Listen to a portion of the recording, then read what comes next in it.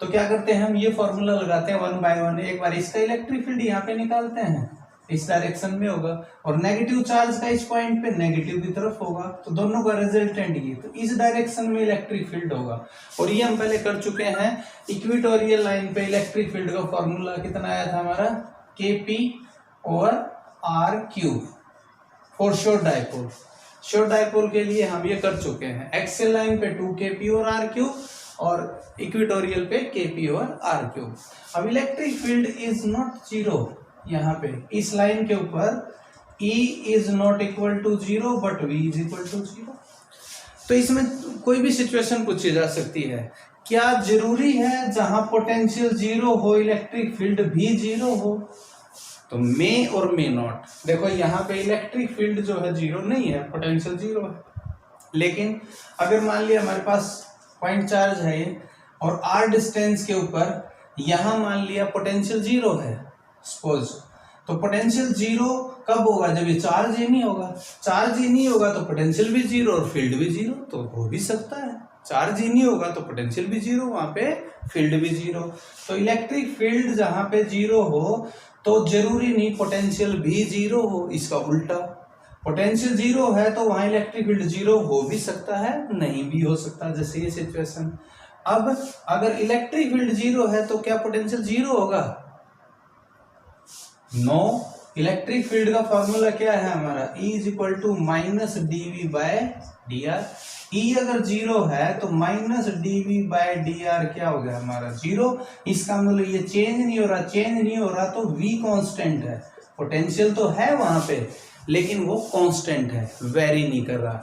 और इस सिचुएशन के अंदर पोटेंशियल 0 है, तो फिर जो है इलेक्ट्रिक फील्ड 0 क्यों नहीं है, तो क्योंकि यहाँ पे देखो अगर हम इस पे मूव कर रहे हैं तो डिस्प्लेसमेंट है हमारी ऐसे अपवर्ड, इस तरफ ऐसे, या नीचे की तरफ आ रहे हैं, ऊपर से नीचे मान लिया, ये तो डिस्प्लेसमेंट है और ये इलेक्ट्रिक फील्ड है, तो 90 डिग्री का एंगल है।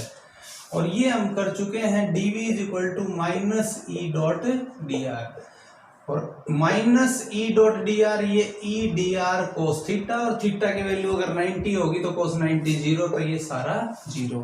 तो पोटेंशियल में चेंज नहीं होगा, और चेंज नहीं होगा अगर यहाँ 0 है तो 0 ही रहेगा थ्रू आउट, इसका मतलब ये है। ठीक है, तो ऐसी सिचुएशंस आ सकती हैं। I take more situations. मान लिया हमारे पास दो लाइक और इक्वल चार्ज हैं, ये देखो दो लाइक और इक्वल चार्ज हैं Q।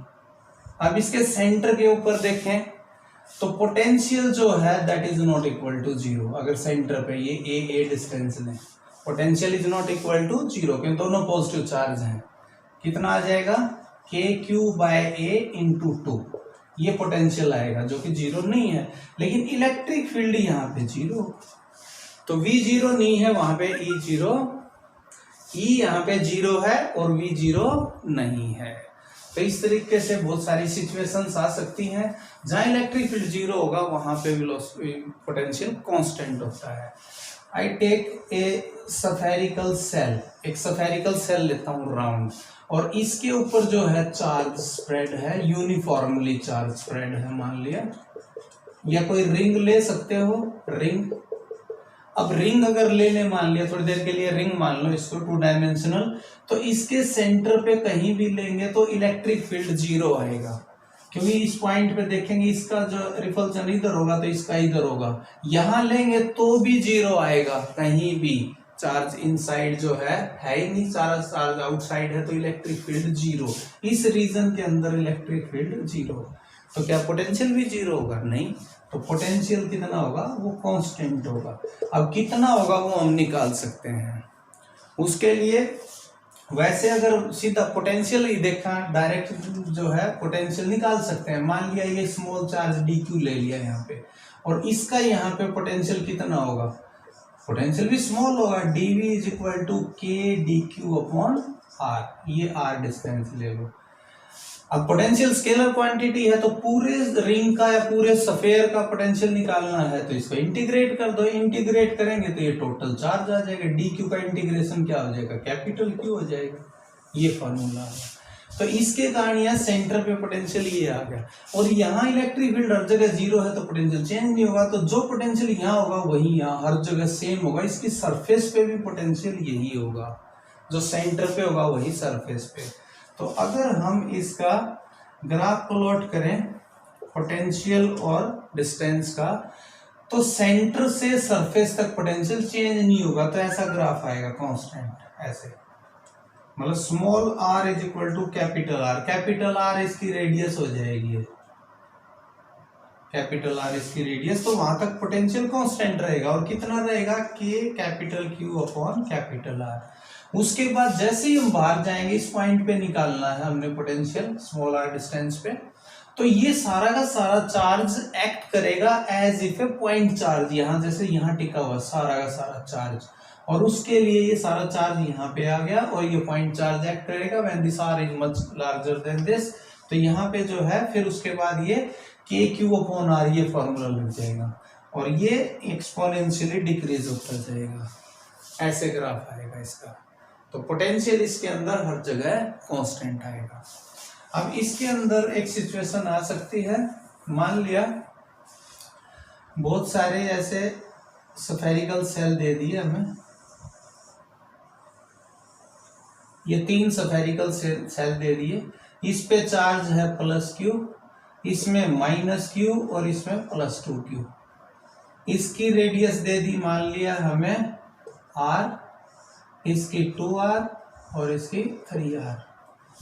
तो किसी का भी पोटेंशियल पूछ सकता है कि इसका पोटेंशियल बताओ कितना होगा। इसको नाम दे दिया हमने A, इसको B और इसको C। किसी का भी पोटेंशियल पूछ ले कि A का पोटेंशियल बताओ, B का और C का, किसी का भी। तो कैसे करेंगे, देखो अगर हमने केवल A का ही निकालना होता और A ही होता अकेला, B C होते ही नहीं, तो A का निकालना होता और A ही होता, तो आंसर कितना आता हमारा, VA is equal to KQ upon R, ये आंसर आ जाता। तब होता तो ये B और C नहीं होते यहाँ पे। अगर B और C भी हैं तो इसके कारण भी तो अंदर पोटेंशियल होगा। जैसे मैंने बताया था, कोई भी स्फेरिकल सेल है या रिंग है तो जो पोटेंशियल सेंटर पे होगा वही सरफेस पे होगा। अगर यहाँ चार्ज Q है और इसकी रेडियस R है, तो यहाँ से यहाँ तक हर जगह पोटेंशियल कितना होगा, KQ अपॉन R। तो ये जो स्फीयर है, स्फेरिकल सेल है, इसके अंदर है, तो जो इसकी सरफेस पे होगा वही यहाँ इस A पॉइंट पे यहाँ पे होगा। तो इसका पोटेंशियल भी आएगा और इसका भी आएगा, क्योंकि ये माइनस चार्ज है, -Q है, तो इसका -KQ अपॉन और इसकी रेडियस कितनी है, 2R। अब C के कारण भी तो होगा, C का भी तो अपना इफेक्ट होगा वहां पे। इसका पोटेंशियल कितना होगा, तो ये +2Q है, तो K2Q अपॉन इसकी रेडियस बाहर वाले की 3R। तो ये फाइनल आंसर रहेगा। अब इसको सॉल्व कर लेंगे, KQ upon R common, that is 1 - 1/2 + 2/3, this will be the answer. तो A का पोटेंशियल निकाल लेंगे। ऐसे ही अगर B का पोटेंशियल निकालना पड़ जाए तो क्या चेंज आएगा, जब B का पोटेंशियल निकाल लेंगे तो B का B के कारण, अपने खुद के कारण कितना होगा, ये टर्म एज इट इज आएगी। C के कारण, क्यों C के ये अंदर है, तो इसका अपना, इसके कारण यहाँ पे ये एज इट इज आएगी। चेंज कहाँ आएगा, यहाँ आएगा सिर्फ। यहाँ क्यों आएगा, क्योंकि इसके कारण जब यहाँ निकालेंगे पोटेंशियल B पे, तो ये B पॉइंट इससे बाहर है, और बाहर होता है तो पोटेंशियल कम होता है, तो जो सरफेस पे था उतना नहीं होगा, यहाँ पे कम होगा। कितना होगा, तो डिस्टेंस ये वाली लेंगे हम 2R, तो यहाँ पे कितना आ जाएगा, ये 2R एक्चुअल डिस्टेंस। बस ये यहाँ पे करेंगे तो ये B का आ जाएगा। ऐसे ही C का पोटेंशियल निकालना है, इसमें अगर इस C का निकालना है तो C का अपना कितना होगा, K2Q अपॉन 3R, इसका तो अपना होगा। इन दोनों के ये बाहर है, ये बाहर पॉइंट पे कैसे निकालते हैं, चार्ज लेते हैं एक्चुअल और उसके एक्चुअल डिस्टेंस, तो इसका A के कारण कितना होगा, +KQ अपॉन ये डिस्टेंस, और वो कितनी है, 3R। तो तीनों में डिस्टेंस 3R रहेगी, माइनस बीच वाले का KQ अपॉन